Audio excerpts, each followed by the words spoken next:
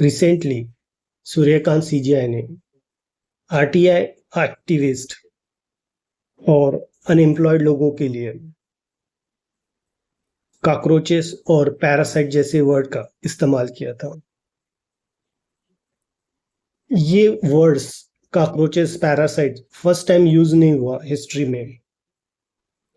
इस वीडियो में हम देखेंगे कि एक्सट्रीमिस्ट लोगों ने ऑपरेशन करने के लिए दूसरे लोगों के खिलाफ कौन कौन से वर्ड्स का इस्तेमाल किया इस वीडियो में देखेंगे। Breaking the chains of psychological slavery, ये किताब जब मैं पढ़ रहा था तब उसमें सबसे पहले एक वर्ड आया कॉकरोचेस। ये कॉकरोचेस वर्ड जीनोसाइड में सबसे पहले इस्तेमाल हुआ था।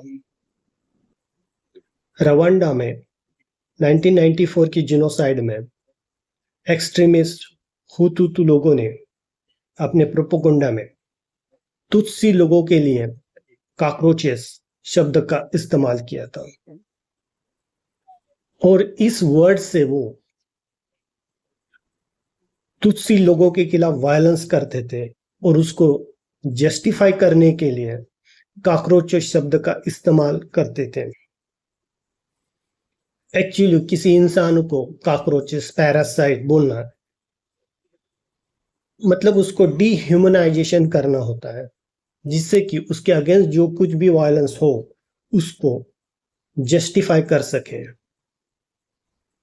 थ्रूआउट हिस्ट्री जितने भी slavery, genocide, colonialism, racism, caste oppression हुए हैं उसमें इंसानों को सबसे पहले डीह्यूमनाइज किया जाता है वेरियस लेबल यूज करके, और वो कौन कौन से लेबल्स है वो अभी हम देखेंगे। रवांडा जीनोसाइड में जो टारगेटेड ग्रुप था तुत्सी, उन लोगों के लिए कॉकरोचेस शब्द का इस्तेमाल किया जाता था। होलोकॉस्ट में हिटलर द्वारा ज्यूविश लोगों के लिए पैरासाइट शब्द का इस्तेमाल किया जाता था।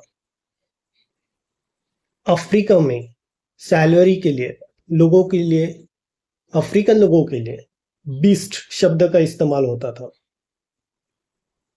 अफ्रीका और एशिया में जहां कोलोनाइजेशन हुआ वहां के लोकल लोगों के लिए अनसिविलाइज शब्द का इस्तेमाल होता था।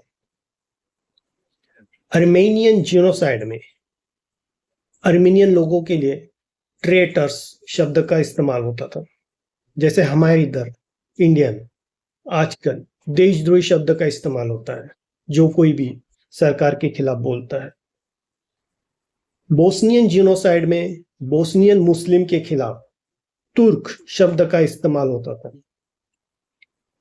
जैसा आज हमारे इधर कोई भी अगर सरकार के खिलाफ बोलता है या कुछ डिमांड करता है या सरकार के भ्रष्टाचार को उजागर करता है, उन लोगों को पाकिस्तानी बोला जाता है। उसी तरह इंडिया में कास्ट ऑपरेशन में जो मूल निवासी इंडियंस हैं उनको शूद्र, अनटचेबल, इम्प्योर करके बुलाया जाता है ताकि उनके खिलाफ जो भी जीनोसाइड किया जा सके उसको जस्टिफाई कर सके, और उसके लिए सबसे पहले उनको डीह्यूमनाइज किया जाता है। ये डीह्यूमनाइजेशन 4 कैटेगरी में होता है। इंसेक्ट कैटेगरी है, एनिमल, डिसीज और ऑब्जेक्ट या प्रॉपर्टी। इंसेक्ट कैटेगरी में आते हैं कॉकरोचेस, एनिमल कैटेगरी में आते हैं डॉग्स। जैसे कि इंडिया में जब ब्रिटिश लोग थे, ब्रिटिश राज था, तब इंडियंस को इंडियन डॉग्स कहा जाता था। डिसीज कैटेगरी में पैरासाइट शब्द का इस्तेमाल होता है। ऑब्जेक्ट और प्रॉपर्टी में स्टॉक, चैटल, इन शब्दों का इस्तेमाल डीह्यूमनाइजेशन के लिए किया जाता है।